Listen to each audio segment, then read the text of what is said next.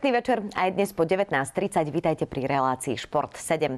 Opäť všetky dôležité informácie zo športu na jednom mieste. Užite si to.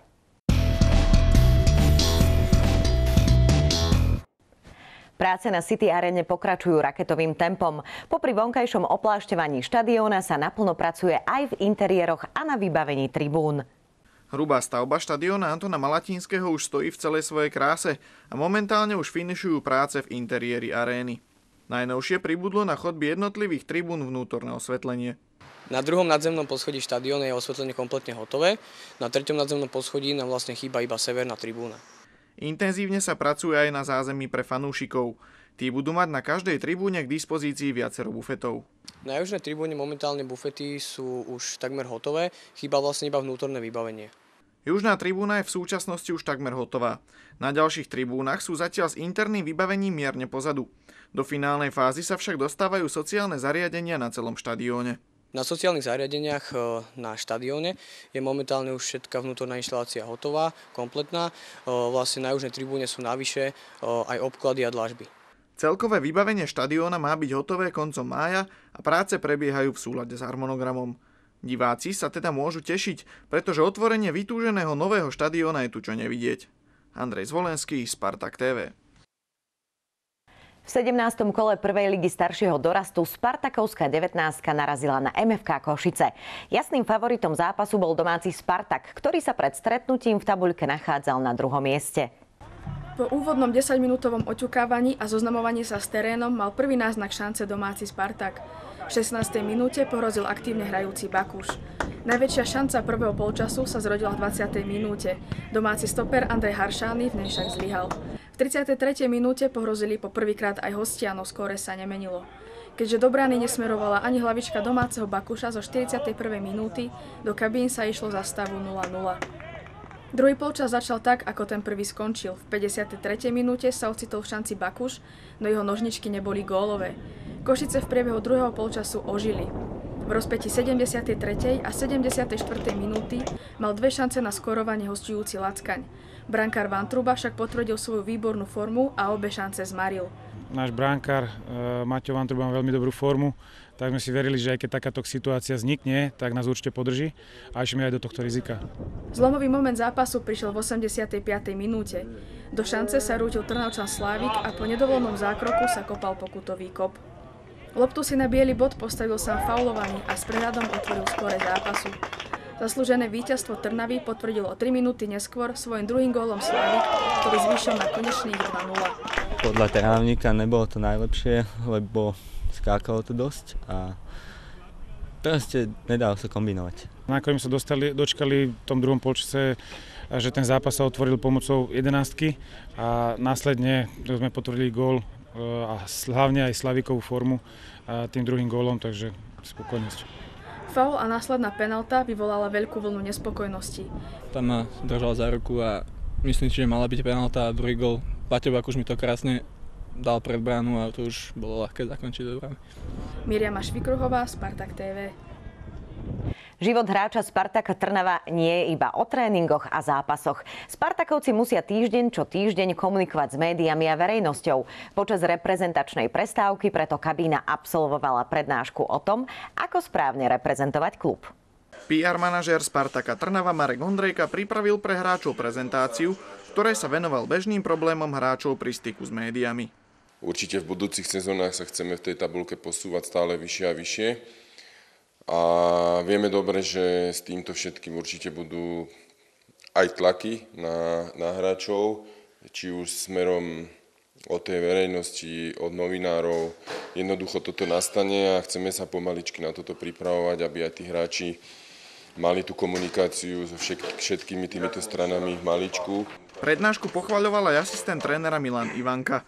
Známy odborník na kondičnú prípravu považuje podobné mediálne tréningy za veľmi dôležité. Slúži to hlavne na to, aby hráč vedel vystupovať, čo sa týka médií, ale aj čo sa týka pred verejnosťou. To znamená, že veľmi pozitívne hodnotím túto akciu, ako určite to hráčom niečo dá. Hráči pôsobiaci v zahraničí majú podobné prednášky na programe pomerne často. Potvrdil to aj útočník Spartaka Jakub Vojtuš, ktorý v zahraničí pôsobil už od mládežníckych kategórií. Mali sme taktiež takéto okienko ohľadom komunikácie s novinármi, vystupovanie na verejnosti, pretože stále reprezentujeme ten klub, sme tým pádom mediálnejšie známi možno a tí ľudia si vás všímajú. Kapitán Andelov Marek Janečka zažil mediálny tréning po prvýkrát. Podobná skúsenosť je podľa neho dobrá hlavne pre hráčov, ktorí chcú v budúcnosti pôsobiť v zahraničí. Boli to také základné informácie. Myslím si, že každý inteligentný človek asi vie, že ako sa má vyjadrovať, ale niekedy cez ten zápas alebo po tom zápase sú nejaké emócie a niekto môže povedať niečo nepríjemné alebo niečo, čo by ho neskôr mrzelo, takže skôr nám to povedal asi, akým spôsobom by sme mali odpovedať, akým frázam sa vyhnúť a ja si myslím, že je celkom slušné. Marek Ondrejka je rád, že Spartak nemusel v tejto sezóne riešiť mediálne prešľapy svojich hráčov. Napriek tomu sú podobné akcie pre mužstvo krokom vpred. Stále sa treba nejako viac profesionalizovať, takže preto sme to pripravili. Verím, že to bolo pre nich veľmi zaujímavé, aj keď to bolo zatiaľ iba také stručné. Samozrejme, viaceré tie témy sa dajú ísť do hĺbky, ale teda som presvedčený, že si z toho niečo odnesú. Spartak chystá podobné vzdelávacie prednášky pre svojich hráčov aj v budúcnosti. O tom, či tá prvá padla na úrodnú pôdu, sa môžete presvedčiť aj v našich tradičných pozápasových rozhovoroch. Andrej Zvolenský, Spartak TV. V prvom jarnom kole privítali futbalistky Spartaka Trnava záhoráčky zo Senice. Pred zápasom bol rozdiel medzi oboma tímami iba 1 bod, takže červeno-čierne baby čakala veľmi náročná jarná premiéra. Úvod zápasu patril Senici, ktorá mala loptu častejšie na svojich kopačkách. Dievčatá Spartaka však neskôr ožili a postupne prevzali iniciatívu, výsledkom čoho bolo niekoľko dobrých príležitostí. Najprv to skúšala Nečová a potom z priameho kopu aj Voleková. Keďže šance zostali nevyužité, do kabín sa išlo za stavu 0-0. V druhom polčase sa Senica stiahla na vlastnú polovicu a domáci neustále búšili do svojho súpera. Brankárka Senice mala plné ruky práce, naopak brankárka Spartaka sa v bráne nudila. Brankár musí byť samozrejme celých 90 minút naplno sústredený a o to je to ťažšie, keď nemá prácu, musí sa proste zahrievať sám. Vytúžený gól Trnavčaniek prišiel v 69. minúte. Loptu dotlačila po skrumáži do brány Voleková. Po gole narastli Trnavčankám ešte väčšie krídla. Jedna pekná akcia striedala druhu a v 80. minúte to bolo po góle Buranovej už 2-0. To však ešte ani zďaleka nebolo všetko. Domáca Zolvíková strelila v rozpätí 2 minút 2 góly a upravila stav stretnutia na konečných 4-0 pre Spartak. Jednoznačným víťazstvom tretie Trnavčanky zvýšili svoj náskok na 4. Senicu už na 4 body. Po bezgólovom prvom polčase asi málo kto čakal, že v tom druhom sa roztrhne vrece s gólmi. V šatni sme si cez počas niečo povedali, aby sa tá hra uvoľnila, brali to viacej zo zábavy, ukázali niečo, čo na ihrisku, na čo majú a výsledkom bol ten druhý polčas a bolo to lepšie. Druhý polčas ukázal, že naši dievčatá sú veľmi dobre pripravené po kondičnej stránke. Chvála Bohu, teda v druhom polčase už sa podarilo aj v podstate protihráčky obehať, nakoľko kondične teda boli slabšie na to, my sme boli pripravenejšie a boli sme, myslím si, že hladnejšie po úspechu a nakoniec tie góly prišli. Miriama Švikruhová, Spartak TV. Reprezentačná prestávka je obdobím, keď si môžu na chvíľu odfúknuť aj profesionálni futbalisti. Spartakovci si preto po víťaznom zápase so Zlatými Moravcami dopriali kotlíkovú pochuťku.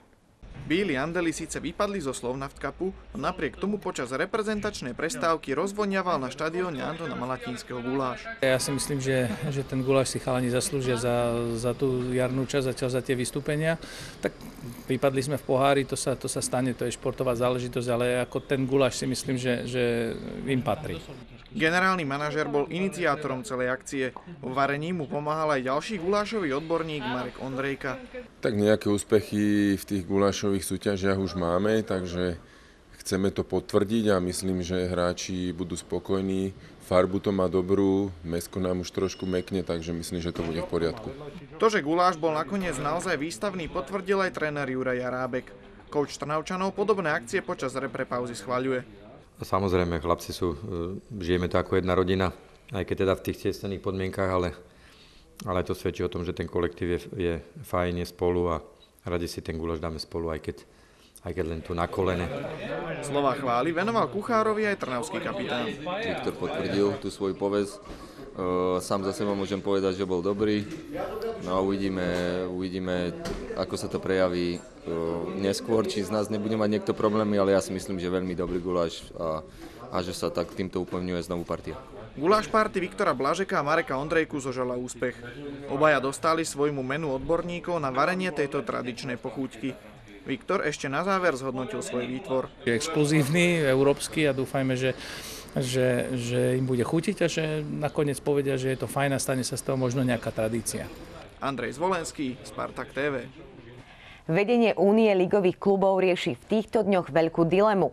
Súťažný ročník 2016-2017 by mal vo Fortuna lige priniesť okresanie počtu účastníkov zo súčasných 12 na 10. Spartak Trnava sa pridal ku väčšine a podporil návrh o 10 kluboch v najvyššej súťaži.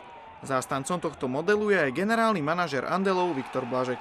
Mnohí možno, že budú tento systém kritizovať, ale čas ukáže, že aspoň ja si to myslím, že čas ukáže, že tento systém je správny, pretože sme 5 miliónová krajina, sme maličká futbalová krajina, aj keď na druhej strane robíme naozaj cez reprezentáciu skvelé výsledky momentálne, ale ten 10-členný tábor mužstiev v prvej lige si myslím, že je optimálny. Rozhodnutie podporiť návrh na zúženie ligy súvisí s viacerými okolnostiami. Súvisí to aj s ekonomickou situáciou v kluboch v iných. Proste jednoducho tých 10 mužstiev si myslím, že na to má, aby hralo najvyššiu súťaž po každej stránke a navyše, ešte raz to opakujem, ten systém štvorkolový je spravodlivejší. Rozdielne názory však už majú ostatní členovia trnavského tábora. Kapitán Marek Janečka sa priklonil k návrhu Vionu Zlaté Moravce. Tých 12 mužstiev by mohlo ostať a potom by sa to mohlo rozdeliť na tú majstrovskú a o tú skupinu o záchranu. Tak to funguje v Poľsku, myslím, že je to celkom slušné. O rôznorodosti názorov na našu najvyššiu súťaž svedčí aj tvrdenie trénera Jarábka. Ten by chcel ligu namiesto zužovania rozšíriť. Môj názor je taký, že mala by byť 16-členná liga, pretože tá je spravodlivá, je to dvojkolovo doma von. Jednoducho neobstojí argument, že kluby nemajú peniaze, pretože ja si myslím, že je dosť na to kvalitných klubov, aby bola 16-členná liga a jednoducho je to môj názor a za tým si stojím. O tom, aká bude finálna podoba našej najvyššej súťaže v ročníku 2016-2017 sa rozhodne do konca aktuálnej sezóny. Andrej Zvolenský, Spartak TV. Zatiaľ, čo futbaloví fanúšikovia Spartaka Trnava sa už tešia na otvorenie nového štadióna, tí bejsbaloví si na ten svoj budú musieť ešte chvíľu počkať. Trpezlivosť však rúže prináša a bejsbalistom by mala okrem novej hracej plochy priniesť aj novúčičký komplex. Bejsbalový klub Angels Trnava je v úvodnej fáze výstavby nového športového areálu. Ten bude postavený na Cukrovej ulici v Trnave. Mali sme na výber možno z dvoch, troch možných alternatív a táto alternatíva bola jedna z tých najschodnejších a nakoľko vlastne je to aj športový komplex, takže sme boli radi, že toto vyšlo. Príprava na samotnú výstavbu areálu sa začala už dávnejšie a bejsbaloví nadšenci si museli poradiť s prípravnými prácami. V minulom roku sme čistili areál, sme museli premiestniť viac než 10 000 metrov kubických stavebnej súte, zeminy nepoužiteľnej, ktorú sme poprevážali a na 95% sa nám podarilo komplex prichystať tak, aby sme mohli v tomto roku vybudovať prvé ihrisko a prvé ihrisko by malo byť to veľké bejsbolové ihrisko. Okrem veľkého bejsbalového ihriska, ktoré by malo byť završením prvej etapy výstavby, bude areál v ďalších dvoch etapách doplnený o malé ihrisko, tribúnu a parkovisko. Celková suma prác sa odhaduje na 800 000 eur. V 2012 sme museli náš areál na materiálovo-technologickej fakulte z dôvodu výstavby univerzitného kampusu opustiť a odtedy sme hľadali priestory. Takže my sme veľmi radi, že sme sa dohodli s mestom, že mesto nás podporilo tým, že dalo nám tento veľký areál, kde nám vzniknú aj veľké, aj malé ihrisko, takisto potom zázemie so šatňami, ale to je hudba ďalšej budúcnosti. Finálna tretia etapa celého projektu je plánovaná na obdobie rokov 2017 až 2020.